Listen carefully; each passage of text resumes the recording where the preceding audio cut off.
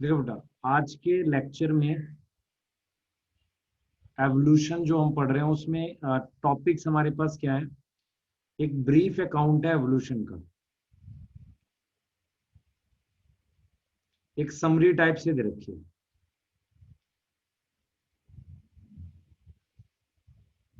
उसको भी हम देखेंगे, ब्रीफ अकाउंट क्या है एवोल्यूशन का, उस पर हम लोग बात करेंगे। ठीक है, क्लियर। ब्रीफ अकाउंट है एवोल्यूशन का, उस पर हम लोग बात कर रहे हैं। ठीक है। उसके अलावा हमें बेटा एक स्कल को लेके एवोल्यूशन है एनसीईआरटी में। ये एनसीईआरटी में है, स्कल को लेके एवोल्यूशन, इसको डिस्कस कर रहे हैं। और एक हमारे पास ह्यूमन एवोल्यूशन। ये तीन छोटे छोटे टॉपिक टाइप से हैं, इनको हम डिस्कस कर रहे हैं आज। और आज ही इसको मतलब फिनिश करेंगे तो अच्छा रहेगा, ताकि हम नेक्स्ट क्लास से नेक्स्ट चैप्टर स्टार्ट कर सकें। ठीक है। और फिर एक टेस्ट आपका इस संडे फिर से होगा, कंप्लीट एवोल्यूशन आएगा दोबारा से। ठीक। अब ध्यान से सुनते रहो बेटा, क्या हमने पढ़ना है, कैसे पढ़ना है। मैं एक बार जरा चाह रहा हूँ कि आपको एक बार एनसीईआरटी से उन चीजों को लिंक करूं। देखो बेटा, तो जो ब्रीफ अकाउंट है एवोल्यूशन का, उसमें क्या है कि कैसे हमारे पास एवोल्यूशन हुआ है। ठीक है। उसमें हमने जो टाइमलाइन ली है, हमने टाइमलाइन ली है, ध्यान सुनो, टाइमलाइन ली है। वो टाइमलाइन ऐसे ली है कि अर्थ जो है हमारे पास 4.5 बिलियन ईयर अगो अर्थ आ गई है हमारे पास, है ना, अर्थ इवॉल्व हो गई है। ठीक। हम लोग ये कह रहे हैं कि सबसे पहले हम ये मान रहे हैं कि 2 बिलियन ईयर अगो या 2000 मिलियन ईयर अगो हमारे पास फर्स्ट सेल आ गया है। तो फर्स्ट सेलुलर फॉर्म आ गई है बेटा। असल में क्या था, लाइफ तो इसने लिख दिया है थ्री, मतलब लगभग 3 बिलियन ईयर अगो लाइफ बननी स्टार्ट हो गई थी। पर प्रॉपर सेल हमारे पास यहाँ पर लिखा हुआ है एनसीईआरटी में कि 2 बिलियन ईयर अगो या 2000 मिलियन ईयर अगो हमारे पास पहली सेल बना, मतलब पहली सेलुलर फॉर्म आ गई है। ठीक है। और वो आई कहां से है? नॉन सेलुलर से। याद करो, हमने नॉन सेलुलर क्या पढ़ा था? हमने नॉन सेलुलर पढ़ा था कॉन्सर्वेट। याद है किसी को? कॉन्सर्वेट वगैरह पढ़ा था। उसके बाद हमने पढ़ा था प्रोटोसेल। तो इनसे मेरे पास फिर फर्स्ट सेलुलर लाइफ आ गई है। क्लियर। फर्स्ट सेलुलर लाइफ आ गई है। और जब फर्स्ट सेल आए थे, वो कौन से वाले आए थे याद करो? कीमो आए थे पहले, कीमो हेट्रो आए थे, फिर कीमो ऑटो आए थे, फिर बाद में हमारे पास ऑक्सीजन इवॉल्विंग सेल आए हैं। तो इसके बाद हमारे पास ऑक्सीजन इवॉल्विंग सेल है। तो इसके बाद का हम पढ़ रहे हैं सारा, कि कैसे एवोल्यूशन हुआ है, कैसे कैसे कौन कौन इवॉल्व हुआ है। तो ऑक्सीजन इवॉल्विंग सेल हमारे पास इवॉल्व हुए हैं। इसके बाद ऑक्सीजन इवॉल्विंग सेल आए हैं। और वो बेसिकली कैसे आए हैं? पानी को ब्रेक करते थे। पानी को कैसे ब्रेक करते थे भाई? लाइट रिएक्शन में। और लाइट रिएक्शन में पानी को तोड़ते थे, उनके पास पिगमेंट होते थे। आपने पढ़ा हुआ है बेटा, PS2 याद है? फोटो सिस्टम 2 होता है जो किसको तोड़ता है?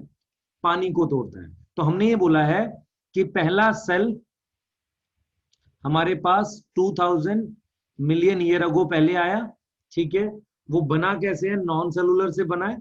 क्लियर, ये चीज ठीक है। पर हमारे पास स्टिल क्लियर पिक्चर नहीं है इस बात को लेके कैसे बना एग्जैक्टली नॉन सेलुलर से।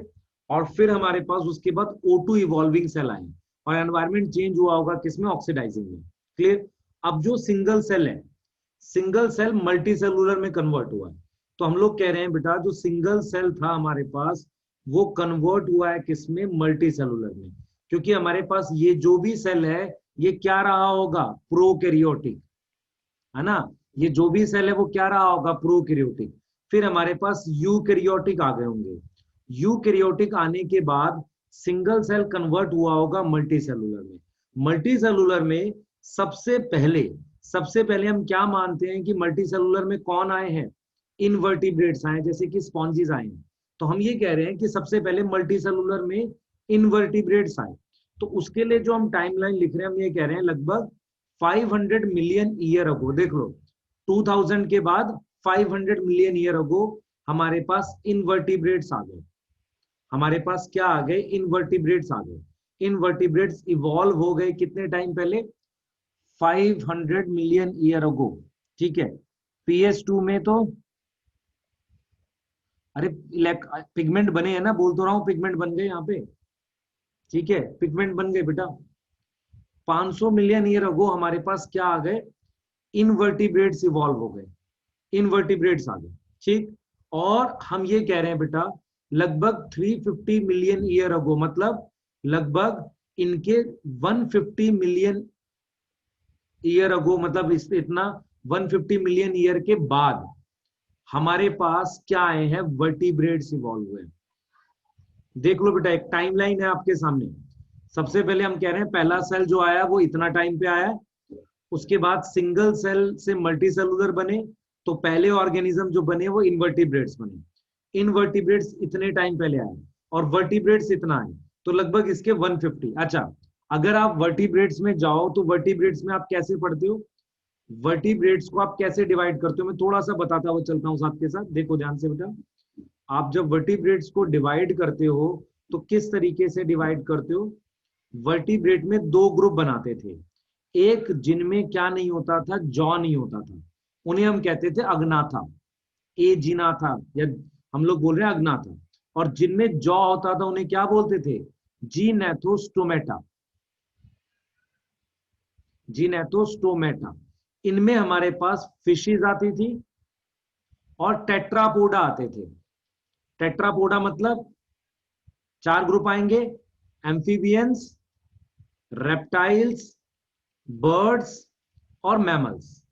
तो वर्टिब्रेट्स में सबसे पहले हमारे पास जॉलेस स्पीशीज आई। कौन आई, जॉलेस स्पीशीज।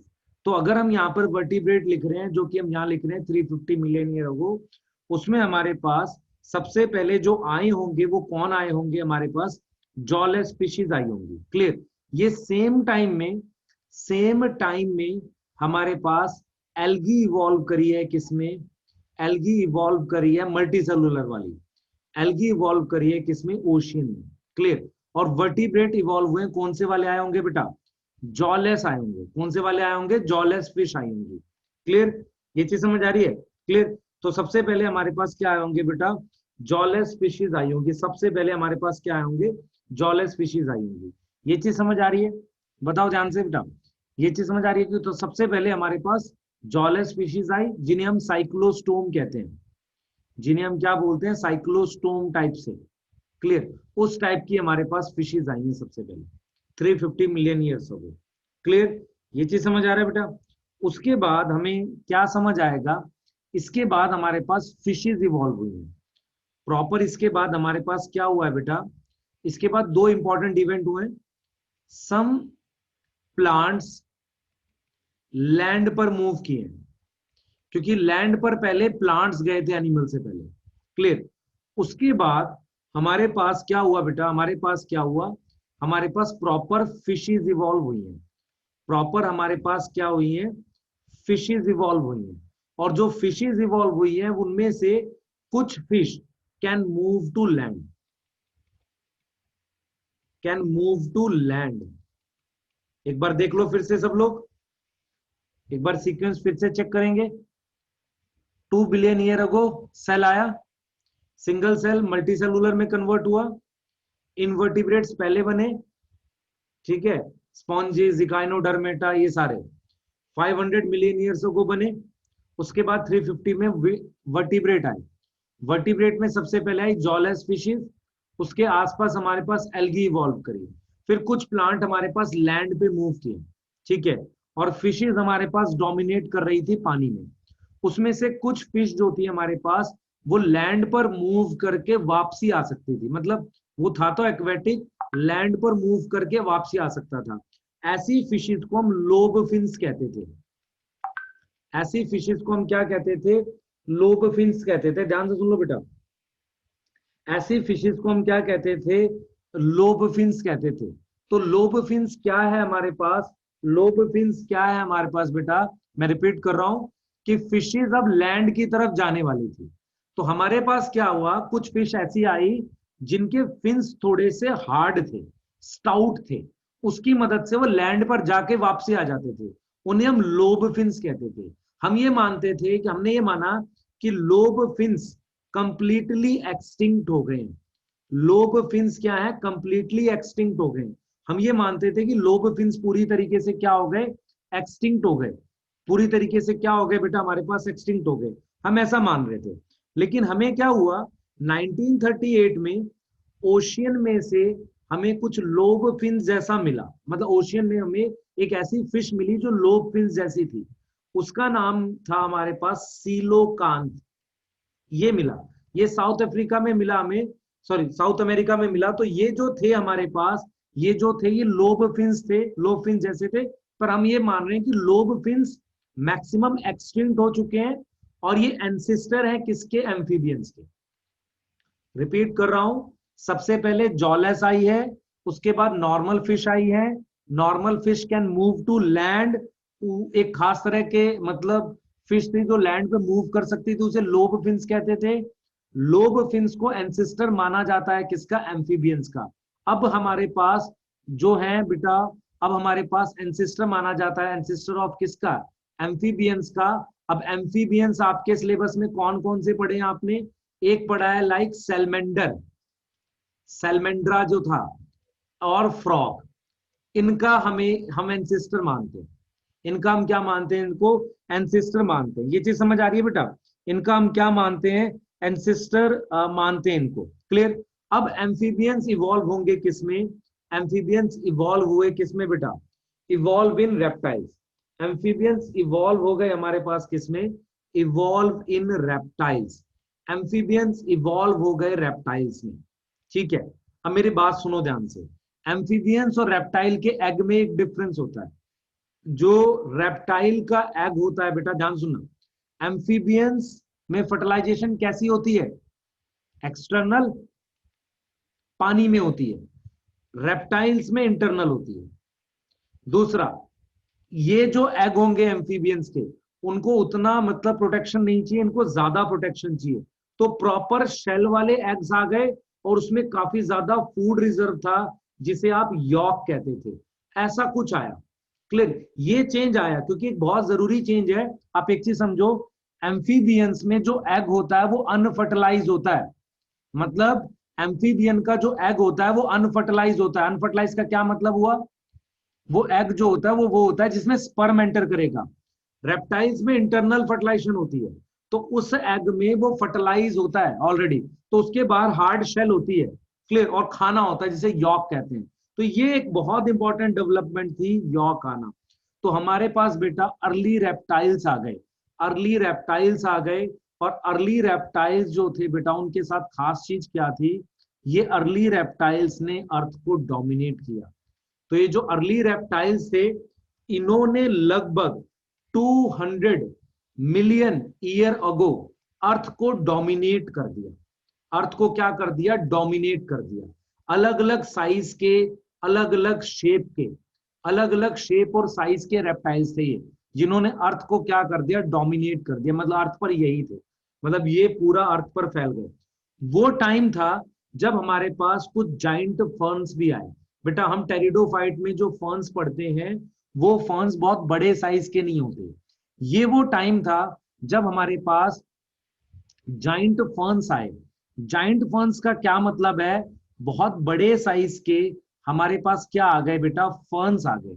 बहुत बड़े साइज के हमारे पास क्या आ गए, फर्न्स आ गए। बहुत बड़े साइज के हमारे पास क्या आ गए बेटा, फर्न्स आ गए उस वक्त। क्लियर, जो अब है नहीं, एक्सटिंक्ट हो चुके हैं, क्योंकि इनमें से बहुत सारे कोल रिजर्व में कन्वर्ट हो चुके हैं, ये अब नहीं है।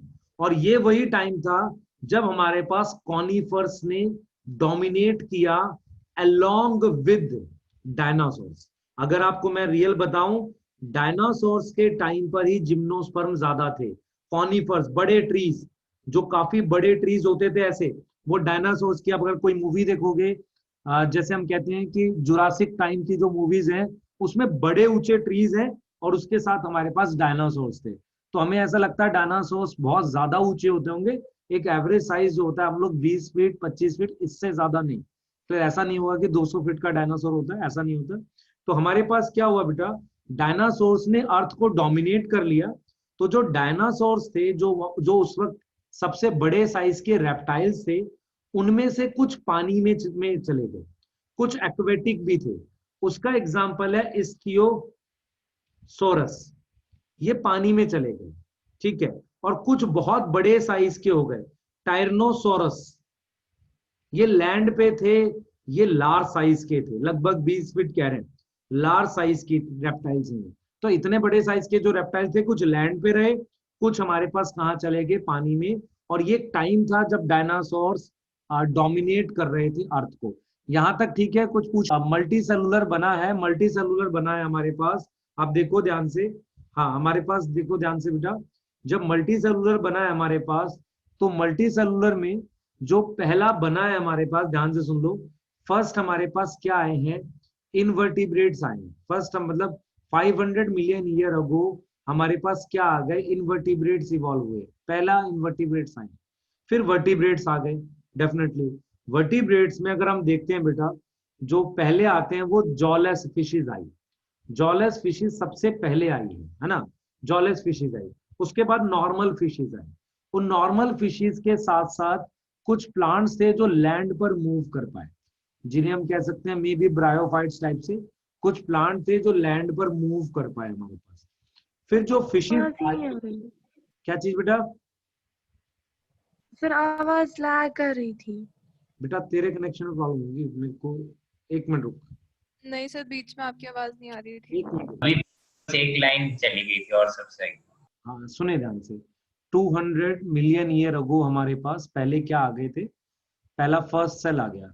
उसके बाद प्रोकैरियोटिक आए, प्रोकैरियोटिक हम लोग लिख रहे हैं भाई, प्रोकैरियोटिक कीमो वाले आए।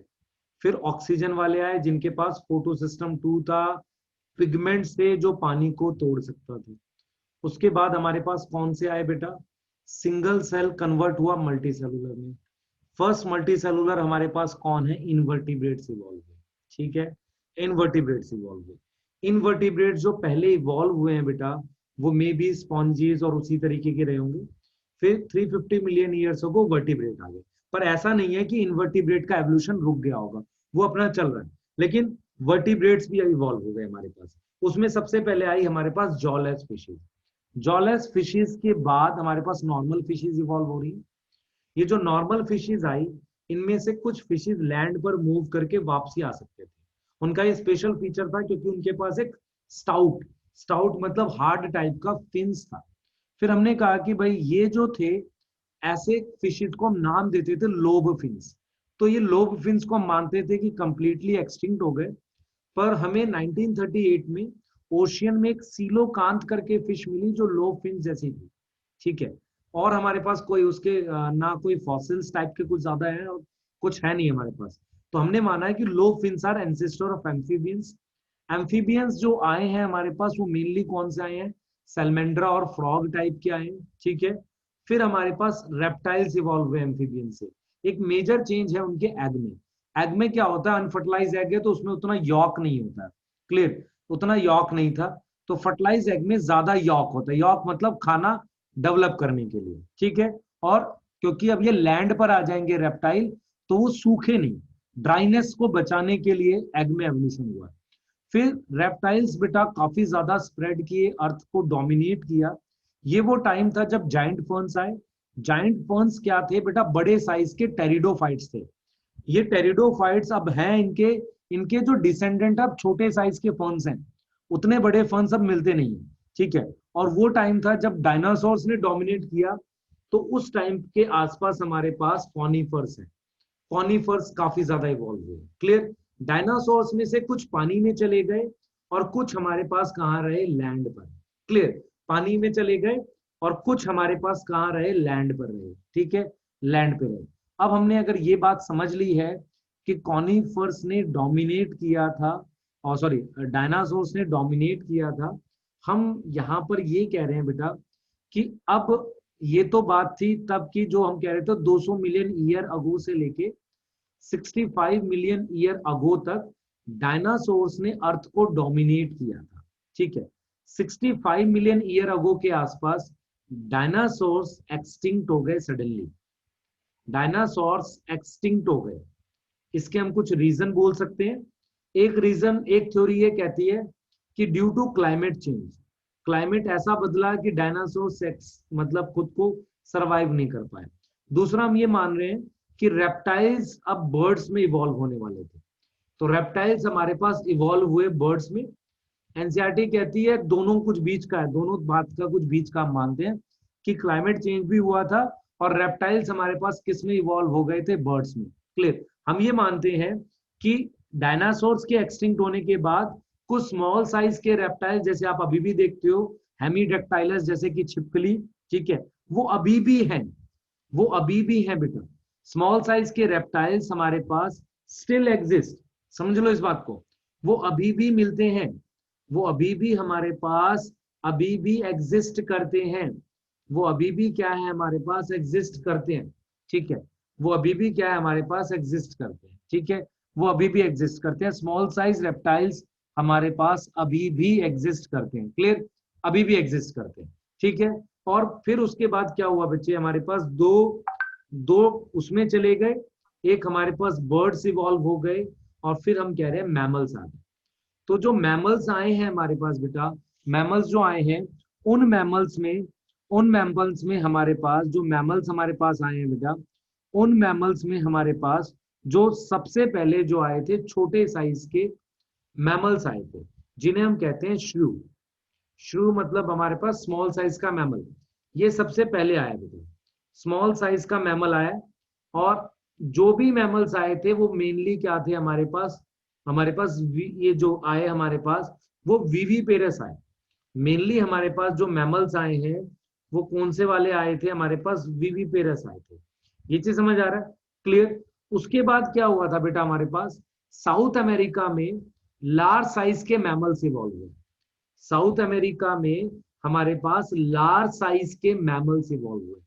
तो मैमल्स के लिए आपको ध्यान रखना है कि मैमल्स जो इवॉल्व हुए हैं उसमें श्रू पहले आया है, उसके बाद साउथ अमेरिका में लार्ज साइज के मैमल्स इवॉल्व हुए और उन मैमल्स में हमारे पास हॉर्सेज हैं, क्लियर, बियर, रैबिट, क्लियर, इस तरीके के हमारे पास बेटा क्या है मैमल्स हैं हमारे पास, ये चीज समझो।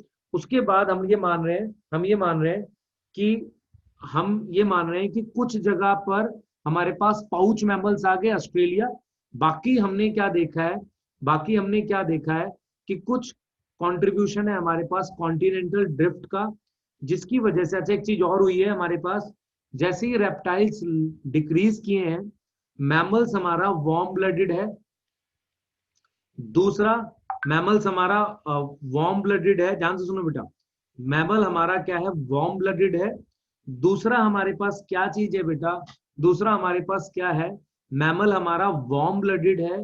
दूसरी चीज ये था बेटा कि एंजियोस्पर्म और मैमल्स, इनका टाइम आ गया मेनली जब रेप्टाइल्स डिक्रीज करे हैं तो एंजियोस्पर्म और मैमल्स ने टेक ओवर कर लिया।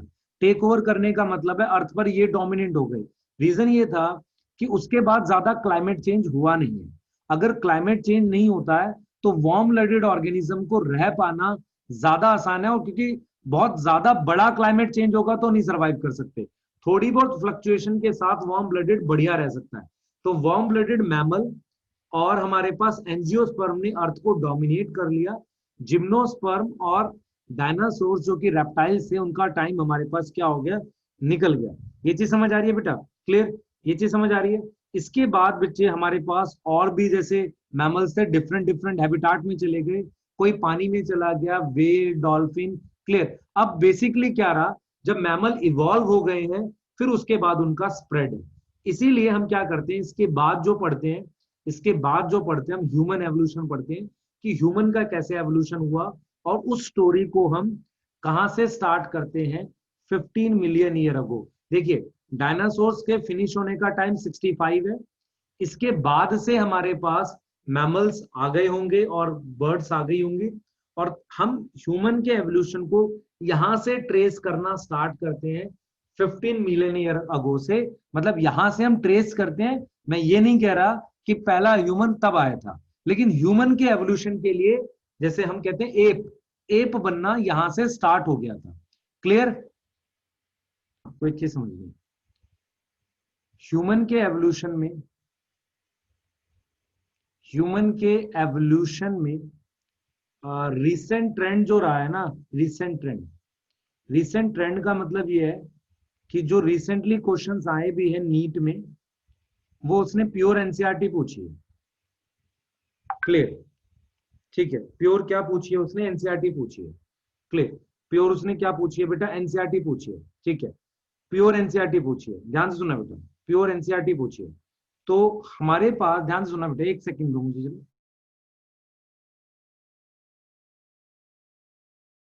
ध्यान से सुनो बेटा। रीसेंट ट्रेंड हमारे पास रहा है, रीसेंट ट्रेंड ये रहा है कि जो नीट में एनसीईआरटी से आया है इसका क्वेश्चन, डाटा इसका बहुत सारा है, तो मैं जो आपको करा रहा हूँ वो एनसीईआरटी प्लस थोड़ा सा एक्स्ट्रा है, उतना मोर देन सफिशिएंट रहेगा, उससे ज्यादा नहीं करना, उतना ही पढ़ना आपने। क्लियर, जितना मैं बता रहा हूँ उतना ही पढ़ना है। सबसे पहले समझो बेटा, देखो हम लोग क्या करते हैं, ह्यूमन एवोल्यूशन की जब हम बात करते हैं, ह्यूमन एवोल्यूशन की जब हम बात कर रहे हैं, तो हम ये कह रहे हैं बेटा, ह्यूमन में कुछ स्पेशल फीचर्स आए थे, कुछ स्पेशल फीचर्स या एडवांस फीचर आए थे अपने ग्रुप से। एडवांस फीचर का मतलब होता है जो उसके ग्रुप में थे उनसे अलग फीचर्स आए थे। उसमें एक फीचर था बाइपीडल लोकोमोशन। बाइपीडल लोकोमोशन का क्या मतलब होता है, बाइपीडल लोकोमोशन का मतलब होता है दो पैर पे चलना, मतलब बेसिकली पैर पे चलना, वो एक लोकोमोशन का तरीका था। जब वो दो पैर पे चल रहा है तो उसके हाथ फ्री हो जा रहे हैं अदर वर्क के लिए। क्लियर। दूसरा क्या होता है बेटा, दूसरा आया हमारे पास जो था उसका हमारे पास जो बैकबोन थी वो स्ट्रेट हो गई, उससे वो अपराइट हो गया। अपराइट का मतलब होता है सीधा हो गया। तीसरा क्या होता है बेटा हमारे पास, अपोजेबल थंब। ये बहुत ज्यादा इंपॉर्टेंट चीज है, आप इस चीज को समझो। अगर मेरे पास, ये मेरे पास हाथ है, क्लियर, ये हाथ है, तो यहां पर ध्यान से सुनो बेटा, ये हाथ है मेरे पास, ये हाथ है, ये फिंगर्स हैं और ये बड़ी फिंगर्स है। अगर ये मेरा थंब है मान लो, या मान लो मैं, सॉरी मैं इस चीज को ऐसे बता रहा हूं, इधर देखो बेटा, अगर किसी के हैंड में ये फिंगर्स हैं ऐसे और ये थंब है, अगर ये थंब भी फिंगर जैसा होता, मतलब फिंगर के जैसा ही होता, अपोजिट नहीं होता। नॉर्मली आप क्या देखते हो, थंब की जो पोजीशन है फिंगर के पोजीशन से अपोजिट है, ऐसे देखो अपोजिट है। ये अपोजिट होने का मतलब चीज होल्ड कर सकते हैं। अगर ये भी ऐसा होता फिंगर के जैसा, देख लो ध्यान से, तो हम चीज होल्ड नहीं कर पाते। ये चीज समझ आ रहा है, इसे हम कहते हैं अपोजेबल थंब। ये बहुत बड़ा एवोल्यूशन है, क्योंकि थंब हमारा अपोजिट है बेटा, फिंगर से अलग है थंब की पोजीशन, जिसे हम कहते हैं अपोजेबल थंब। ये चीज समझ आ रहा है। दूसरा हमारे पास एक बहुत इंपॉर्टेंट चीज हुई है, क्रेनियल कैपेसिटी का बढ़ना। ये कंटिन्यूअसली हम ट्रेस करेंगे। व्हाट इज क्रेनियल कैपेसिटी, जो ब्रेन का साइज होता है, जो हमारे पास ये ब्रेन का साइज है, जो हमारे पास क्या है, ब्रेन का साइज है, ये ब्रेन का साइज इंक्रीज हुआ है, जिसे हमने क्या बोला, जिसे हमने क्या बोला है कि क्रेनियल कैपेसिटी, ब्रेन का साइज बढ़ा है। क्लियर, जिससे उसकी इंटेलिजेंस पे फर्क भी पड़ा है। तो इंटेलिजेंस इंक्रीज हुई है, इंटेलिजेंस इंक्रीज हुई है, जिसे हम कह रहे हैं कि क्रेनियल कैपेसिटी बढ़ी है टाइम के साथ। किसमें, ह्यूमन एवोल्यूशन में हम ये बात कर रहे हैं। ठीक है, ये चीज समझ आ रहा है। क्लियर। हम क्या करेंगे बेटा, हम यहाँ पर क्या ध्यान रखेंगे कि जो हम एप में चिंपैंजी जो होता है उसको क्लोजेस्ट लिविंग रिलेटिव लेते हैं ह्यूमन का, सबसे क्लोजेस्ट रिलेटिव लेते हैं किसका, ह्यूमन का। हम बात कर रहे हैं किसकी, चिंपैंजी की। क्लियर। अब हम स्टार्ट करेंगे बेटा ह्यूमन के एवोल्यूशन को पढ़ना इन पॉइंट से, पर हम क्या समझेंगे, सुन लो ध्यान से। हम जब ह्यूमन एवोल्यूशन की बात करते हैं, और एनसीईआरटी ने भी कोशिश करा है कुछ ऐसा ही बताने का, हम ह्यूमन एवोल्यूशन को 4 स्टेज में देखते हैं। ह्यूमन एवोल्यूशन को हम 4 स्टेज में देखते हैं, हम 4 स्टेज में देखते हैं। पहली स्टेज हम जो देखते हैं बेटा, पहली स्टेज हम जो देखते हैं, वो पहली स्टेज है हमारे पास एप स्टेज। ठीक। दूसरी स्टेज जो है हमारे पास एप और मैन स्टेज, मतलब प्रॉपर एप जैसा, जैसे गोरिल्ला टाइप से, एप का थोड़ा सा मैन में कन्वर्ट होना। तीसरी स्टेज को हम लेते हैं प्रिमिटिव मैन। और जो अभी हमारे पास जो स्टेज है, जो ह्यूमन है होमो सेपियंस, उसको हम रखते हैं मॉडर्न मैन स्टेज में।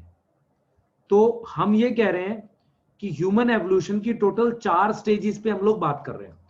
पहली स्टेज है एप स्टेज, दूसरी स्टेज है एप मैन स्टेज, तीसरी स्टेज है प्रिमिटिव मैन स्टेज, और फोर्थ स्टेज है बेटा मॉडर्न मैन स्टेज। 4 तरह की स्टेजेस हैं तुम्हारे पास, क्लियर? 4 तरह की स्टेजेस हैं जिन पे हम लोग बात करेंगे। मेक श्योर आप लोग एनसीईआरटी का डाटा सही से याद करो, क्योंकि पिछले 3 साल में हर साल क्वेश्चन आ रहा है ह्यूमन एवोल्यूशन से, और प्रॉपर क्रेनियल कैपेसिटी पूछ रहा है, ब्रेन का साइज पूछा उसने 1-2 बार तो, क्लियर? तो हम स्टार्ट करते हैं बेटा फर्स्ट स्टेज से, कि पहली स्टेज क्या है ह्यूमन एवोल्यूशन की। ध्यान से देखो बेटा, फर्स्ट स्टेज क्या है ह्यूमन एवोल्यूशन की। सबसे पहली स्टेज को हमने नाम दिया एप स्टेज। क्या नाम दिया हमने? एप स्टेज नाम दिया, clear? App stage, clear?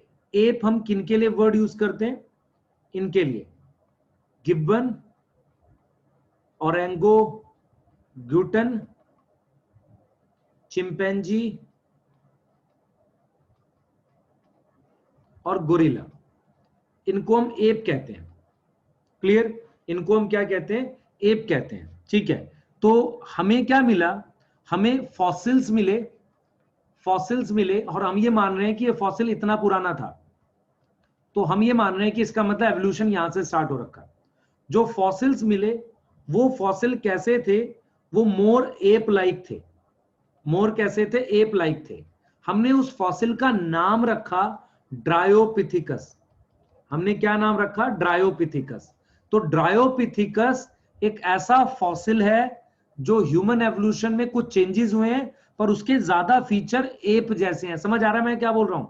Dryopithecus उस फॉसिल का नाम है जिसका फीचर ज्यादा एप जैसा है, पर ह्यूमन एवोल्यूशन में वो क्या था हमारे पास क्या था? एक स्टेज मानते हैं हम उसे, फर्स्ट स्टेज मानते हैं एक तरीके से। ड्रायोपिथिकस आर्बोरियल थे। What is arboreal? Tree dwelling थे, ठीक, क्लियर, सही है? और हेरी थे, एंड अभी सीधे नहीं चलते थे, वॉक लाइक गोरिल्ला। तो हम पहला जो एवोल्यूशन की स्टेज है उसमें ड्रायोपिथिकस को मानते हैं वो एप जैसा है। तो एनसीईआरटी लिखती भी है कि Dryopithecus is more ape like, clear? अब हम पहली स्टेज पे सिर्फ इसी को पढ़ेंगे क्योंकि ये स्टार्टिंग पॉइंट है। तो हमारी पहली स्टेज एप स्टेज में हमारे पास क्या आ गए हैं? ड्रायोपिथिकस। क्या आ गए हैं? ड्रायोपिथिकस। अब ध्यान से सुनो बेटा, सेकंड स्टेज इज हमारे पास, जिसे हम सेकंड स्टेज कह रहे हैं, जिसे हम कहते हैं एप मैन स्टेज। एप और मैन दोनों के बीच की स्टेज है, मतलब थोड़ा सा मैन की तरफ टिल्ट कर गया। तो एप मैन स्टेज पूरी तरीके से मैन नहीं हुआ है, ठीक है? जो हम कह रहे हैं प्रिमिटिव मैन नहीं बना है, पर थोड़ा सा मैन की तरफ शिफ्ट कर रहे हैं फीचर्स, क्लियर? इसमें जो हम लोग बात करते हैं बेटा, जो फॉसिल्स मिले, एक का नाम है रामापिथिकस, क्लियर? एक का नाम हमारे पास क्या है? Ramapithecus, clear? ये चीज समझ आ रहा है? अब ये बेटा, ये हमारे पास ये बेसिकली 5 मिलियन ईयर अगो पुराना फॉसिल है हमारे पास, ठीक है? और ये मोर मैन लाइक है। मोर कैसा है? Man like. और ये हर्बीवोर भी था, क्लियर? एप जैसा फीचर हर्बीवोर है, पर ज्यादा फीचर इसके कैसे थे? Man like. इसे हम एप मैन स्टेज में पहला मान रहे हैं, रामापिथिकस, क्लियर? उसके बाद हम एक और स्टेज लिख रहे हैं ऑस्ट्रेलोपिथिकस। बेटा ये बेसिकली क्या है? फॉसिल्स के नाम हैं जो हमें कहीं पर मिले, उसके हिसाब से हमने इनका नाम रख दिया। फिर हमने बताया लगभग कितने पुराने हैं, क्लियर? कितने पुराने हैं, क्लियर? और इनको हमने, ये जो थे, ये जो ऑस्ट्रेलोपिथिकस जो है हमारे पास, ऑस्ट्रेलोपिथिकस क्या है बेटा? एक पर्टिकुलर ग्रुप ऑफ फॉसिल्स हैं, ग्रुप ऑफ फॉसिल्स हैं जिनके कॉमन फीचर है, नाम रख दिया हमने उसका ऑस्ट्रेलोपिथिकस, और ये इतने टाइम पहले इवॉल्व हुए, क्लियर? और इनकी जो क्रेनियल कैपेसिटी थी वो 400 से 600 सीसी बोलते हैं। सीसी का मतलब क्रेनियल कैपेसिटी, हमारी लगभग 1450 है, 1450 है। तो आप देखो धीरे धीरे अब ये साइज बढ़ेगा ब्रेन का, क्लियर? साइज धीरे धीरे क्या होगा? बढ़ेगा। अब ये मुझे कुछ अलग अलग जगह पर मिले। मेरी बात सुनो, इधर देखो बेटा, ध्यान से सुनना। ये अफ्रीका आइलैंड है, अफ्रीका आइलैंड का ये वाला जो हिस्सा है, ये वाला समझ लो, इसे क्या बोलेंगे? ईस्ट बोलेंगे, वेस्ट बोलेंगे? ईस्ट अफ्रीका बोलेंगे। Yes sir. तो ईस्ट अफ्रीका में यहां कुछ कंट्रीज हैं, इथियोपिया, तंजानिया, ऐसी कंट्रीज हैं। यहां पर कुछ फॉसिल्स मिले थे, यहां पर कुछ फॉसिल्स मिले थे, उनको हम इस ग्रुप में रखते हैं ऑस्ट्रेलोपिथिकस में। क्लियर, सही है। जैसे सबसे पहला मुझे यहां मिला था साउथ अफ्रीका में, क्लियर, और वो मिला कहां पे था? एक साउथ अफ्रीका में केव थी, साउथ अफ्रीका में बेटा एक केव थी, केव, उस केव का नाम था टुआंग केव, वहां मिले थे, इसलिए उस ऑस्ट्रेलोपिथिकस का नाम टुआंग बेबी रख दिया गया। क्लियर। फिर इथियोपिया में मिला, ये एनसीईआरटी में भी है, इथियोपिया समझ आ रहा है, अफ्रीका में। तो हम ये मानते हैं बेटा एवोल्यूशन अफ्रीका में हुआ है, उसके बाद दूसरी जगह मूव किए। तो इथियोपिया में मुझे क्या मिले? मुझे इथियोपिया में जो मिला फॉसिल वो ऑस्ट्रेलोपिथिकस ग्रुप का ही था, उसका नाम रखा था ल्यूसी। Clear, clear. और हमारे पास एक मिला मुझे तंजानिया में, क्लियर, जो सबसे बड़ा था, लार्जेस्ट ऑफ साइज, मतलब ये मिलते जुलते थे तीनों फॉसिल्स, और इनको किस ग्रुप में रखा हमने? ऑस्ट्रेलोपिथिकस में। और ये कितने टाइम पहले इवॉल्व हुए? 3 to 4 मिलियन ईयर अगो। इनके कुछ फीचर्स थे, क्लियर। एक ये क्या थे बेटा, इनकी हाइट जो थी लगभग 4 फीट के आसपास तो इनकी हाइट थी, ठीक है। और ये हमारे पास हर्बीवोर थे, ये हमारे पास क्या थे? हर्बीवोर थे। अब यहां से लाइफ कार्निवोर की तरफ जानी चाहिए, क्लियर। तो ऑस्ट्रेलोपिथिकस और रामापिथिकस कौन सी स्टेज है भाई? App main stage, app main stage, app नहीं बोलना चाहिए, एप और मेन मैन की मतलब बीच की स्टेज है, मतलब मोर मैन की तरफ शिफ्ट है। इसमें दो ग्रुप है, एक है रामापिथिकस, एक ऑस्ट्रेलोपिथिकस। ऑस्ट्रेलोपिथिकस की डिटेल एनसीईआरटी में दे रखी है, टाइम बता रखा है, और कुछ ऐसी डिटेल बोल रखी है कि साउथ अफ्रीका, इथियोपिया, तंजानिया, ये आप देख लो ईस्ट अफ्रीका में मिलने वाले फॉसिल्स हैं। क्लियर, ये चीज समझ आ रही है बेटा? और इसके कुछ फीचर्स हैं। अब ये स्टेज 2 खत्म हो गई हमारे पास, जिसे हमने क्या बोला था? एप और मैन की स्टेज। अब हमारे पास आएंगे प्रिमिटिव मैन, मतलब और ज्यादा मैन की तरफ हमारे, जिसे हम क्या कह रहे हैं? Primitive man. प्रिमिटिव मैन की बात कर रहे हैं। मैं रिपीट कर रहा हूं, जो मैं डिटेल बता रहा हूं उतनी याद करनी कंपलसरी है, उसके बाद एक्स्ट्रा करो तुम्हारी मर्जी, पर आएगा नहीं नीट में। उसके बाद आ जाते हैं हम लोग primitive man. Primitive man stage बेटा, प्रिमिटिव मैन स्टेज, ठीक।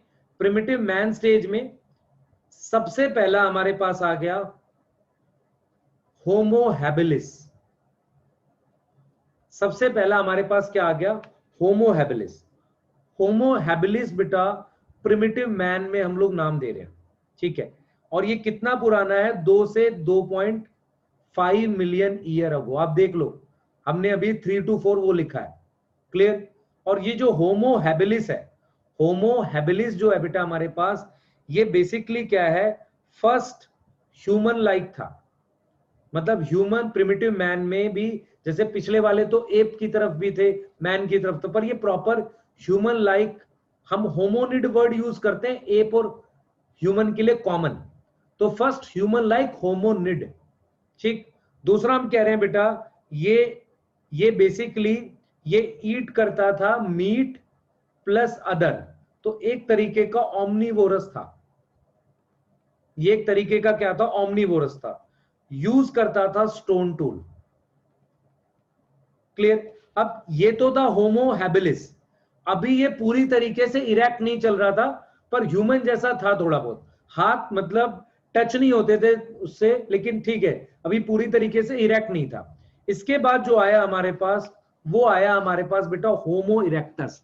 इसके बाद जो आए हैं हमारे पास, वो आए हैं होमो इरेक्टस, ये आ गए बेटा।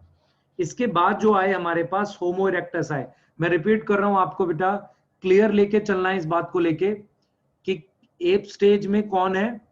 जैसे आपसे क्वेश्चन आया कि कौन पहले आया जो एप से मैच करता था, दैट इज ड्रायोपिथिकस। मैन से मैच करने वाला थोड़ा सा एप मैन स्टेज में रामापिथिकस। तो रामा और ड्रायो में ज्यादा कौन मैन से मैच करेगा? रामा, ठीक है। उसके बाद ऑस्ट्रेलोपिथिकस जो आ रहे हैं, उनके फीचर्स ठीक है डेफिनेटली मैन जैसे हैं, पर हम उनमें देख रहे हैं उसके फॉसिल्स अफ्रीका में ज्यादा मिले हैं, हाइट 4 फीट के आसपास है। उसके बाद होमो हैबिलिस, ठीक है, थोड़ी हाइट भी बड़ी होगी और क्रेनियल कैपेसिटी डेफिनेटली इंक्रीज हुई होगी। उसके बाद आते हैं हमारे पास होमो इरेक्टस। होमो इरेक्टस जो है बेटा हमारे पास वो लगभग 1.5 मिलियन ईयर अगो आए हैं, ठीक है।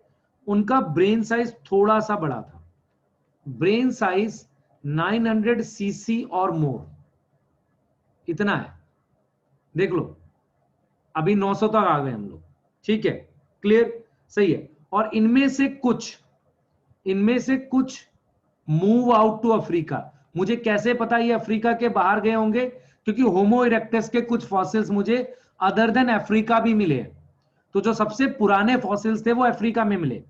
तो अदर देन अफ्रीका अगर फॉसिल्स मिल रहे हैं तो मैं कहूंगा कि ये मूव आउट हुए कहां पर? अफ्रीका में। इनमें मैं 3 ग्रुप बना लेता हूं। एक मैं लिख देता हूं जावा मैन, एक मैं लिख देता हूं पीकिंग मैन। एक मिनट बेटा, इनमें एक मैं लिख देता हूं पीकिंग मैन, ध्यान से सुनो बच्चे, एक मिनट रुको। इनमें से एक मैं लिख देता हूं जावा मैन, एक मैं लिख रहा हूं पीकिंग मैन, ठीक। थर्ड मैं लिख रहा हूं निएंडरथल, ये नाम है। मैं रिपीट कर रहा हूं, एक मैं लिख रहा हूं बेटा, एक मैं लिख रहा हूं जावा मैन, क्लियर, और ये डेफिनेटली उस जगह से है जहां से ये मिले होंगे, ठीक है, क्लियर, ये चीज समझ लो। तो इसके जो फॉसिल मिले वो कहां मिले? फॉसिल इन जावा। बेटा जावा ये है आपका मलेशिया, इंडोनेशिया, ये वाला रीजन पे जावा, मलाया, सुमात्रा, ये आइलैंड थे उस वक्त। तो ये जावा में मिला मुझे 1891 में इसका फॉसिल, क्लियर। ये फायर यूज करते थे और केव ड्वेलर थे, ठीक है। उसके बाद आते हैं पीकिंग मैन। पीकिंग मैन का याद रखो कैनाबिलिज्म करते थे।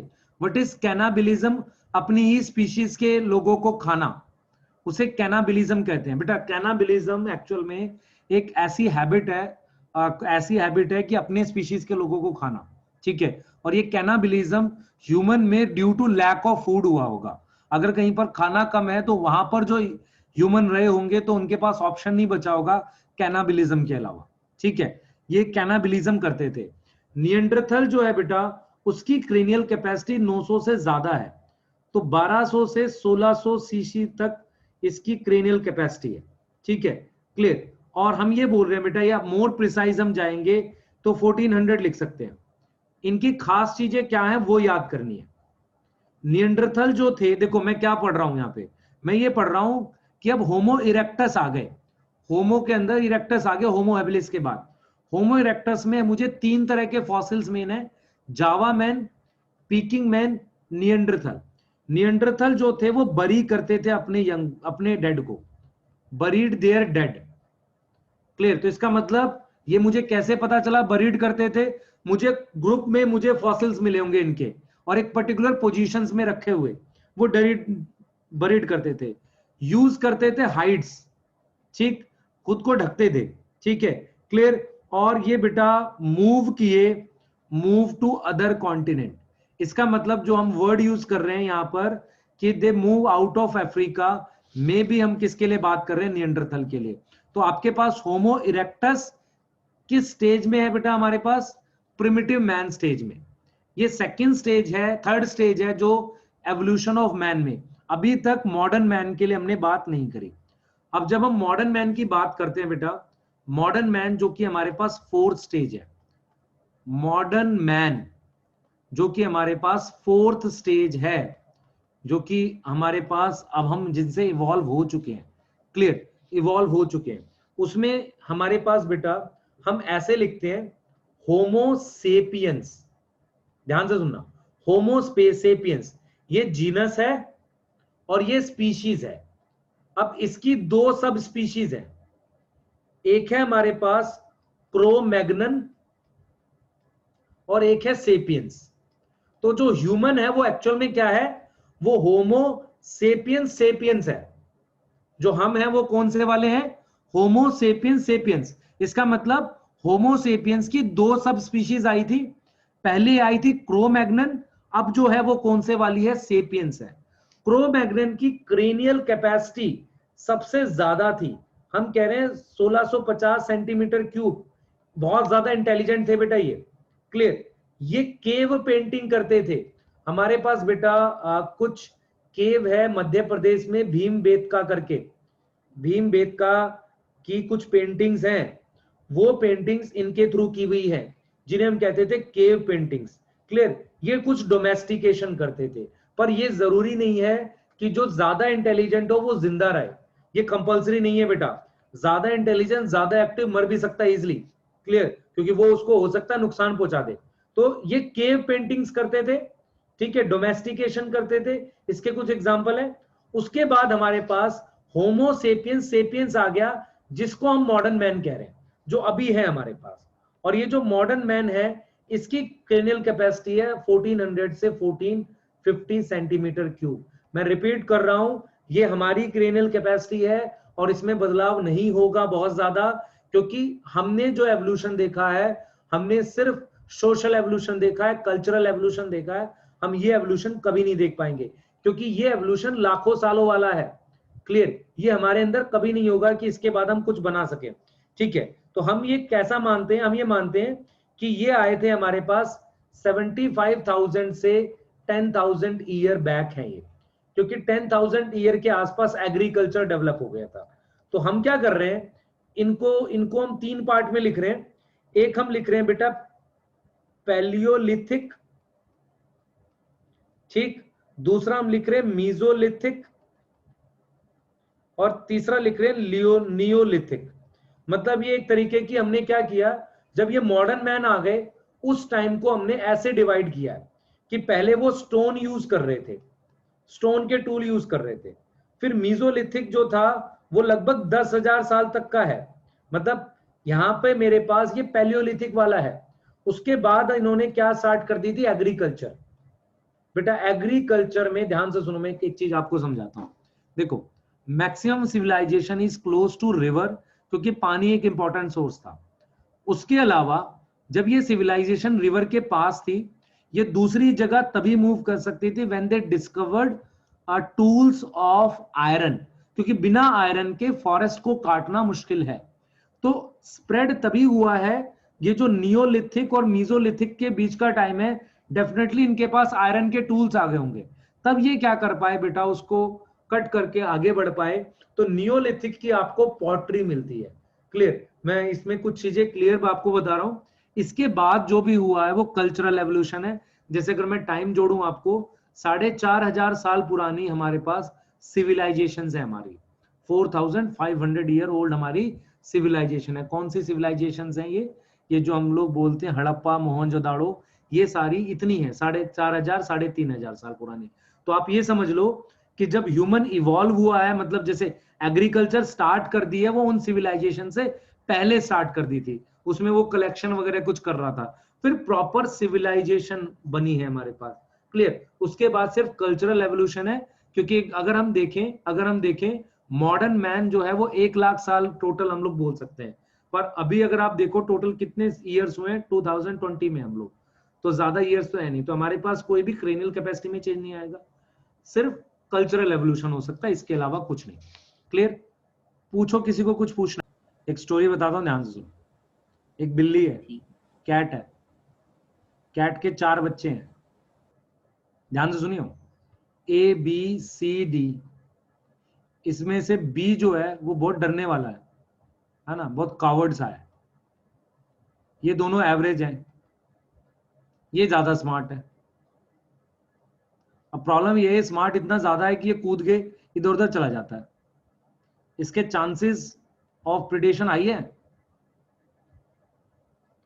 बता जल्दी। हाँ सर। है? हाँ। हम इस डायग्राम में क्या देख रहे हैं, क्योंकि ये डायग्राम आपका एनसीईआरटी में गिवन है और इसका एक एक्सप्लेनेशन है, इसका एक एक्सप्लेनेशन है जो आपको आना चाहिए। देखो क्या, रुक जाओ बेटा, म्यूट रखो, पार्थ म्यूट करना है। देखो हमारे पास ये जो है, ये हमारे पास यहां से एवोल्यूशन स्टार्ट हो रहा है। ये अर्ली रेप्टाइल्स हैं, जो हम ये टाइम भी लिख रहे हैं 350 मिलियन ईयर अगो, ऐसा करके लिख रहे होंगे हम लोग। ठीक है, हम ये मान रहे हैं कि ये एक टाइम पीरियड लिख रहे हैं।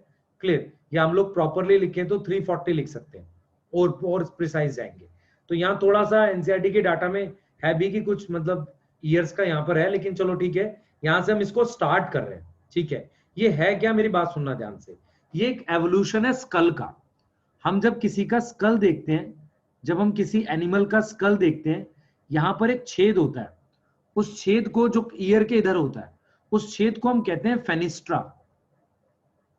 फेनिस्ट्रा, उस छेद के नंबर पर लेकर ये क्लासिफिकेशन गिवन है एनसीईआरटी में। मतलब वो जो पोर है, उस पोर के नंबर को लेकर एक क्लासिफिकेशन गिवन है एनसीईआरटी में। मैं रिपीट कर रहा हूं, सबसे पहले जो अर्ली रेप्टाइल्स आए हैं, इनसे मैं सारे ग्रुप बनाने जा रहा हूं। कौन कौन से? मैं मैमल बनाऊंगा, सॉरी, मैं मैमल, बर्ड, सब कुछ बनाऊंगा इनसे। लेकिन मैं क्या बता रहा हूं, ये क्लासिफिकेशन किस बेस पर है? जो किसी का स्कल होता है, ये आईज है, यहां पर आईज के या बैक साइड में ईयर के पास में एक छेद होता है, उसे फेनिस्ट्रा कहते हैं। उसके नंबर पर लेकर होता है, उसके नंबर को लेकर होता है। ठीक है, तो उस, ध्यान से सुनो बेटा, हमारे पास क्या हुआ, हमारे पास क्या हुआ, हमने ये जो क्लासिफिकेशन देखी हुई है कैसी है, सुनना ध्यान से इसे, और ये मैंने आपको नोट्स में दी भी है, कैसी है इसको समझो। सबसे पहले क्या हुआ, ध्यान सुना बेटा, सबसे पहले ये जो अर्ली रेप्टाइल्स हैं, ध्यान सुनो बेटा, ये एक्चुअल में ये जो दे रखा है, ये एवोल्यूशन ऑफ एमनियोटा है। What is Amniota? एमनियोटा क्या होता है भाई, देखो जरा, हमने एक ग्रुप पढ़ा था टेट्रापोडा। टेट्रापोडा में 4 मेंबर होते हैं। कौन कौन से 4 होते हैं? एक होता है एम्फीबिया, एक होता है हमारे पास रेप्टाइल, एक होते हैं बर्ड्स, और एक होते हैं मैमल्स। तो ये जो 3 है, जो लोअर 3 है हमारे पास, ध्यान सुनो बेटा, जो लोअर 3 है हमारे पास, ये लोअर 3, इनके एम्ब्रियोनिक डेवलपमेंट में एक लेयर बनती है, एमनियन लेयर बनती है। तो ये जो लेयर बनती है, जिसे हम एमनियन कहते हैं, जिसे हम क्या कहते हैं, एमनियन कहते हैं, एमनियन कहते हैं। ये लेयर जो बनती है हमारे पास, ये लेयर जो बनती है हमारे पास, ये इन्हीं में बनती है, एक्स्ट्रा लेयर होती है एम्ब्रियो को बचाने के लिए, तो इन्हें हम कहते हैं एमनियोटा। तो कैसे कैसे अर्ली रेप्टाइल से ये बाकी के सारे मॉडर्न डे रेप्टाइल, बर्ड्स और मैमल इवॉल्व हुए, वो दे रखा है ये। और वो उसको किस बेस पे करा क्लासिफाई? स्कल के बेस पर। किस पे करा बेटा? स्कल के बेस पे। जैसे हमारे पास, आप जब किसी का स्कल देखोगे, तो स्कल में इधर हमारे पास बोन होती है, temporal bone, clear, temporal bone, उसमें एक छेद होता है, उसे फेनिस्ट्रा कहते हैं। उसके बेस पर हमने क्या किया है, इसको क्लासिफाई किया। उसके बेस पर हमने क्या किया, इसको क्लासिफाई किया, क्लियर, इसको उसको हमने क्या किया, क्लासिफाई किया। ये चीज समझ आ गई बेटा? बोलो क्या करने वाले हैं, ये पता चल गया सबको? जल्दी बताओ बेटा। Yes sir. क्लियर? अब ध्यान से सुनना, मैं जो बताना चाह रहा हूं इसमें ध्यान से सुनो। हम क्या करने वाले हैं ये आपको मैंने बता दिया, अब हम किस बेस पर कर रहे हैं ये बताने जा रहा हूं, कैसे कर रहे हैं ये सुनो ध्यान से। सबसे पहले देखो एनसीईआरटी ने कैसे किया है इसको, और एक्चुअल में क्वेश्चन क्या आएंगे, मैं क्वेश्चन भी बताऊंगा, क्योंकि मैं ये मान के चल रहा हूं इस पे क्वेश्चन आज तक आया नहीं नीट में, और ये थोड़ा सा मुश्किल टॉपिक रहता है। अगर आएगा तो कैसा आएगा, हम एक्सपेक्ट कर सकते हैं सिर्फ कि ऐसा आना चाहिए, ठीक है, क्लियर, इस तरीके का आना चाहिए। तो हम क्या करेंगे, हमने क्या किया, अर्ली रेप्टाइल्स को हम 2 ग्रुप में डिवाइड करते हैं। एक ग्रुप होता है सोरोप्सिड। ये सोरोप्सिड जो है, ये किस पर है, जो फेनिस्ट्रा है उसके नंबर पे लेके हम कह रहे हैं ये फेनिस्ट्रा जो होगा 2, या बेसिकली हमारे पास हम कहेंगे कि 2 होगी या नहीं होगी, मतलब नंबर ऑफ फेनिस्ट्रा पर हमने इसको सबसे पहले सोरोप्सिड बोल दिया। और दूसरा ग्रुप बनाया हमने साइनेप्सिड। तो पहला हमने बनाया सोरोप्सिड, दूसरा हमने बनाया साइनेप्सिड। सोरोप्सिड में एक ग्रुप बनाया एनप्सिड। एनप्सिड का मतलब इसके टेम्पोरल बोन में कोई छेद नहीं है, मतलब इसकी जो बोन आएगी एनिमल की, उसकी यहां जो बोन आएगी उसमें कोई छेद है ही नहीं, उसे एनप्सिड बोला। क्या बोला? एनप्सिड, क्लियर, उसे हमने क्या बोला, एनप्सिड बोला। ये चीज समझ आ रही है बेटा? उसे हमने क्या बोला, एनप्सिड बोला। और फिर जो दूसरा ग्रुप बनाया, उस दूसरे ग्रुप को हमने बोला डायप्सिड। तो जो एनप्सिड हैं उनमें आते हैं टर्टल। तो मैं इनको जब आगे ले जाऊंगा तो आपको टर्टल मिलेगा इसमें, देखो ये दिख रहा है सबको? समझ आया मैंने क्या बोला बेटा? अर्ली, ध्यान से सुनो, अर्ली रेप्टाइल्स ने 2 ग्रुप बनाए, ध्यान सुनना बेटा, अर्ली रेप्टाइल्स ने 2 ग्रुप बनाए, 2 ग्रुप बनाए, 2 ग्रुप कौन कौन से बनाए? सबसे पहले क्या बनाए?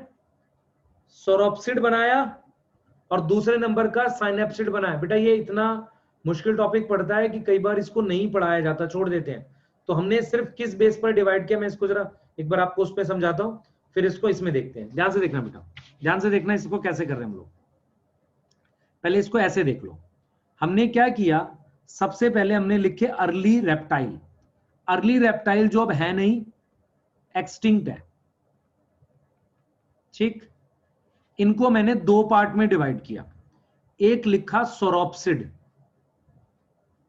और दूसरा लिखा मैंने साइनेप्सिड्स, ठीक। सोरोप्सिड में 2 ग्रुप बना दिए, एक बनाया एनप्सिड। एनप्सिड का मतलब उसके स्कल में कोई ओपनिंग है ही नहीं। एक बनाया डायप्सिड। डायप्सिड में हमारे पास स्कल में 2 फेनेस्ट्रा होंगे, ऐसे 2 फेनेस्ट्रा होंगे, ठीक है। अब जो हमने ये डायप्सिड लिखा है, डायप्सिड लिखा है, एनप्सिड में क्या आ गए हमारे पास, क्या नाम बताया मैंने? टर्टल आ गए। डायप्सिड में क्या आएंगे बेटा? डायप्सिड में क्या आएंगे? डायप्सिड में आएंगे इंक्लूड बर्ड्स, ठीक है, बर्ड्स, क्लियर, और ऑल रेप्टाइल्स जो एक्सटिंक्ट हैं और प्रेजेंट है। इसका मतलब स्नेक उनेक सब किस में आएंगे? डायप्सिड्स में आएंगे।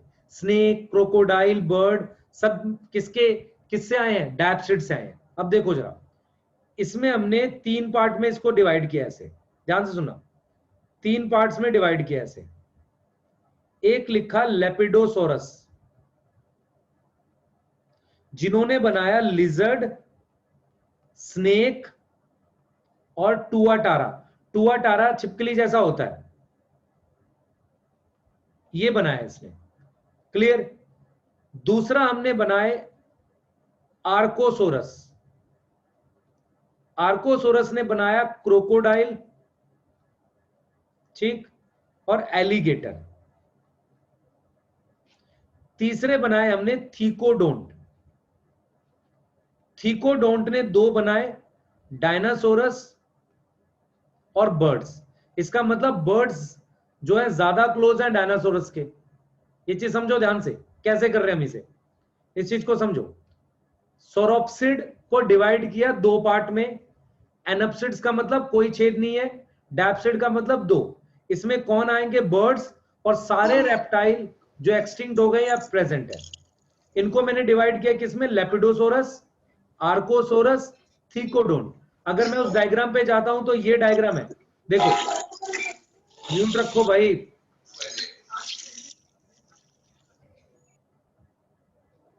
इधर देखो, ये डायग्राम है आपके पास, ये डायग्राम है।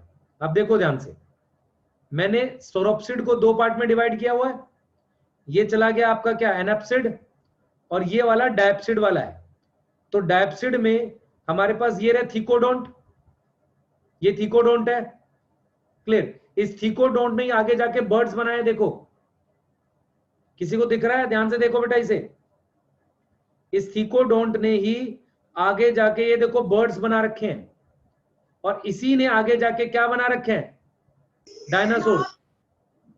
समझ आ रहा है ये चीज? देखो बेटा, क्लियर। अब ये आर्कोसोरस यहां कहीं होगा, क्योंकि आर्कोसोरस क्या बना रहा है? क्रोकोडाइल, एलिगेटर वगैरह बना रहा है। कहां गया क्रोकोडाइल? ये रहा। तो यहां पर बेटा हमारे पास, लक्ष्य, 1 मिनट रुक जा, यहां पर हमारे पास ये देखो, ये वाली जो है लिजर्ड, स्नेक, और इसकी हमारे पास ये कॉमन है, इन तीनों की कॉमन है ब्रांच, जिसको हमने लेपिडोसोरस बोला हुआ है। और क्रोकोडाइल और एलिगेटर का सिंगल आएगा, यहां से आना चाहिए कोई और, क्लियर। और थीकोडोंट जो है हमारे पास, वो ये बना रहा है। इसका मतलब मैमल वाली लाइन बिल्कुल अलग है, और वो कहां से आई है? साइनेप्सिड से। इसका मतलब अर्ली रेप्टाइल को 2 पार्ट में डिवाइड किया, फर्स्ट सोरोप्सिड, सेकंड साइनेप्सिड। ये साइनेप्सिड जो है, इसने क्या क्या बनाया? पहले बनाया प्लेकोसोरस, फिर बनाया थेराप्सिड, और वो इवॉल्व हो गए किसमें? वो इवॉल्व हो गए किसमें बेटा? देखो वो इवॉल्व हो गए किसमें? मैमल्स में। क्लियर? और सोरोप्सिड एक्चुअल में क्या होते हैं? सॉरी, ये वाले जो है, ये साइनेप्सिड जो हमारे पास है उनमें सिंगल ओपनिंग होती है, सिंगल ओपनिंग होती है। तो हमने क्या किया बेटा, हमने सबसे पहले इनको डिवाइड किया दो पार्ट में। जिनको नहीं समझ आया दोबारा देख लो, हमने इनको दो पार्ट में डिवाइड किया, एक सोरोप्सिड और एक साइनेप्सिड। साइनेप्सिड वाली लाइन चली गई मैमल पे, जिसके बीच में प्लेकोसोरस बने जो एक्सटिंक्ट है मैमल, फिर बने हमारे पास थेराप्सिड वो एक्सटिंक्ट है, और फिर बने हमारे पास मैमल। ये वाली लाइन कौन सी है? सोरोप्सिड से। यहां पर एक एनप्सिड है और यहां पर आएगा diapsid, this point is diapsid. इनसे सब कुछ बने। क्लियर? अब मान लो क्वेश्चन आपको ऐसे आता है, which of the following is sauropsid, which of the following is not sauropsid. Not लिखता है उसमें। पहला ऑप्शन है, मान लो हम लिख देते हैं स्नेक, दूसरा लिख देते हैं टर्टल, तीसरा हम लिख देते हैं मैमल, और फोर्थ हम लिख देते हैं बर्ड। अब बर्ड किसका पार्ट है? सॉरी, मैमल किसका पार्ट है? सिनेप्सिड। साइनेप्सिड का। तो अगर क्वेश्चन आएगा which of the following is not sauropsid, तो आपने क्या मार्क करना है? मैमल। समझ आया? इस तरह का क्वेश्चन आएगा बेटा। क्लियर? बोलो यस सर। बेटा, ये एक एवोल्यूशन है ब्रेन में फेनिस्ट्रा को लेके। मान लो एक क्वेश्चन और आता है, विच ऑफ द फॉलोइंग, रुक जा बेटा एक minute, which of the following is not ancestor of mammal. उसमें पहला ऑप्शन है हमारे पास, फर्स्ट ऑप्शन है हमारे पास साइनेप्सिड, सेकंड ऑप्शन है प्लेकोसोरस, थर्ड ऑप्शन है हमारे पास थेराप्सिड, ठीक, और फोर्थ ऑप्शन मान लो हमारे पास है सोरोप्सिड। तो कौन एंसेस्टर नहीं है सोरोप्सिड? आ रहा है समझ? Yes sir. बेटा इस तरह का क्वेश्चन आएगा इसका। नीट में अभी तक कोई क्वेश्चन देखा नहीं गया इस टॉपिक से, नॉर्मली अवॉइड करते हैं टीचर्स भी इसको, क्योंकि ये इसमें एक्चुअल में स्कल को लेके कुछ है, तो इसको अवॉइड किया जाता है पढ़ाने को लेके। आपको मैंने आउटलाइन बना दी कैसे करना है ये। क्लियर? आपके नोट्स में भी है ये, इसी तरीके से याद करो। बस इसके कुछ ऐसे याद करके जाओ कि हमारे पास सोरोप्सिड्स में कौन कौन आ रहे हैं, जैसे ये जो लिखे हुए हैं, और ये मैमल के एंसेस्टर कौन कौन से हैं, इतना याद कर लोगे बन जाएगा। और ये सब किससे आए हैं? अर्ली रेप्टाइल से। यहां तक ठीक है? बताओ जल्दी बेटा। सर जो सोरोप्सिड है उसमें फेनेस्ट्रा है, मतलब उसमें ओपनिंग नहीं है। उनमें दो तरीके के हैं, दो ओपनिंग वाले, एक विदाउट ओपनिंग वाले, और जो साइनेप्सिड्स हैं उसमें सिंगल ओपनिंग है। ओके। क्योंकि हमें क्लासिफिकेशन। हाँ सर, हाँ बोल बेटा। जो मैमल्स है, मैमल्स में हम आते हैं तो हम तो थीकोडोंट है ना। बेटा थीकोडोंट तो है, वो वाला ये थीकोडोंट अलग है। ये अलग थीकोडोंट हैं जो एक्सटिंक्ट हो गए। जो लिजर्ड, स्नेक और टॉर्टोरस है टुआटारा, वो हाँ। लेपिडोसॉरस है। ये सारे क्या है? लेपिडोसॉरस। हाँ, लेपिडोसोरस होना चाहिए। और क्रोकोडाइल हमारा आर्कोसॉरस है। आर्कोसोरस है। अब ये इनकी कुछ ना कुछ बेसिस होगा। थीकोडोंट में नहीं दिया हुआ हमें। नहीं बेटा, होना चाहिए आर्कोसोरस, जिस बुक से मैंने लिया है, क्योंकि तुम्हारे पास एनसीईआरटी में है नहीं ना, किसी के पैकेज में गिवन है एक्चुअल में, तो मैंने किसी बुक से इसको लेके आपको बता दिया कि आपको पढ़ना क्या है इसमें। ठीक है? तो उस बुक के अकॉर्डिंग ही है। ये जो ब्रांचिंग दिखा रहा है वो तो थीकोडोंट में दिखा रहा है दिखा भले ही रहा है, लेकिन जो प्रॉपरली उस बुक में या सोर्स में था वो ये था। ओके, ठीक है? जो मतलब आपको मैं, क्योंकि मैं इतनी हेल्प कर सकता हूँ इसमें। अब इसके अलावा ये डायग्राम और है। आर्कोसॉरस दिखाया ही नहीं है ना। हाँ, इन्होंने दिखाया नहीं है, तो तुम्हें फिर इतना करना भी नहीं है। तुम्हें तो सिर्फ ये याद करना है कि सोरोप्सिड किसके एंसेस्टर है और साइनेप्सिड किसके, किससे प्लेकोसोरस बना, थेराप्सिड बना। अब थीकोडोंट सोरोप्सिड से बना है। तुम्हारे काम का तो यही है ना, तुम्हारे काम का अर्ली रेप्टाइल, उससे तुमने क्या बना दिया? सोरोप्सिड और साइनेप्सिड।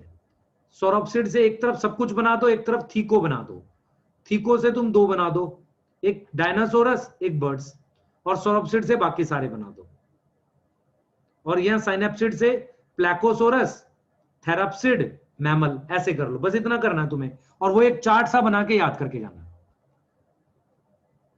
क्लियर हो जाएगा बेटा? ओम, रिधिमा, हो जाएगा बच्चे? हाँ सर हो जाएगा। थोड़ा सा मेहनत लगेगी इसमें, वान्या कर लेगी बेटा? हाँ जी सर। क्लियर? मैंने थोड़ा सा बता दिया है क्योंकि ये छुड़वा देंगे कोई टॉपिक को, जहां तक चांसेस हैं बहुत हाई इसके। क्लियर? ये शायद स्कूल्स में ना भी कराएं और फिर कोचिंग में भी छुड़वा लेते हैं नॉर्मली इसको। ठीक है, तो इसको कैसे करना आपको तरीका बता दिया, अब आपके ऊपर है इसको कैसे लेके जाओगे। ठीक है, अब इसके अलावा ये एक टॉपिक है जहां से डायग्राम से क्वेश्चन आ सकते हैं। देखो एक चीज समझो, मैं जो बोल रहा था आज हम पढ़ भी रहे थे, ये देखना जरा, ये देखो, ये वो फर्न्स हैं जो हमने कहा था रेप्टाइल, जुरासिक के आसपास डायनासोर्स रहे होंगे, तो ये वो फर्न्स हैं बेटा हमारे पास, इस टाइम पे फर्न्स ज्यादा रहे होंगे, और इसी टाइम पर देखो ये कॉनिफर्स ज्यादा हैं।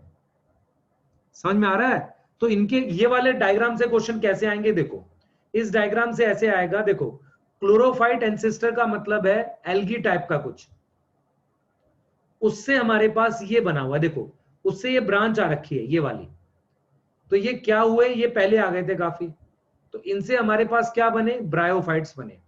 तो ब्रायोफाइट में वास्कुलर बंडल तो नहीं होते, ट्रैकियोफाइटा किसको बोलते हैं, टेरिडोफाइट से, तो फिर ट्रैकियोफाइट आए। तो इनके क्वेश्चंस कैसे आएंगे, इनके क्वेश्चंस कैसे आएंगे कि कौन किसका एंसेस्टर है, ये याद करना होगा। जैसे आप एक चीज देखो बेटा, अब जैसे हमारे पास ये है, हाँ ये प्रोजिम्नोस्पर्म लिखा हुआ है, ये किसका एंसेस्टर है, सीड फर्न का, सीड फर्न से साइकस बना है। कॉनिफर्स अलग है, ब्रांच है, और कॉनिफर्स बड़े ट्रीज थे, ये तब ज्यादा थे जब जुरासिक पीरियड था, अभी इनका नंबर कम हो रखा है, देखो ये ब्रांच पतली हो गई यहाँ पे। अभी सबसे ज्यादा ब्रॉड किसको है, एंजियोस्पर्म को, इन्हीं का नंबर ज्यादा है, इन्हीं का नंबर आप देखोगे ज्यादा है। क्लियर है ये?